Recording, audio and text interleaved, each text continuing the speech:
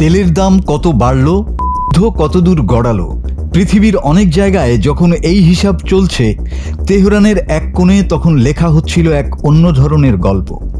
ভালোবাসা, সাহস আর অনিশ্চিত ভবিষ্যতের গল্প। চারিদিকে শব্দ, আকাশে বারুদের গন্ধ, মানুষের চোখে মুখে আতঙ্ক। ঠিক সেই সময়ই বেজে উঠল বিয়ের সানাই। তবে এই বিয়ে ছিল না চিরাচরিত কোনো আনন্দ উৎসব। এখানে ফুলের তোড়া নয়, বরকনের হাতে ছিল উঁচু করে ধরা স্নাইপার রাইফেল, আর অন্য হাতে ছিল বিশ্বাসের প্রতীক পবিত্র কোরআন। এক হাতে ঈমান, আরেক হাতে প্রতিরোধ। তাদের গন্তব্য শুধু বাসর ঘর নয়, বরং এমন এক ভবিষ্যৎ যেখানে প্রতিটি সকালই অনিশ্চিত। ইরানি সংবাদ মাধ্যম বলছে, এই দম্পতি যেন পুরো বিশ্বকে একটি বার্তা দিতে চেয়েছেন।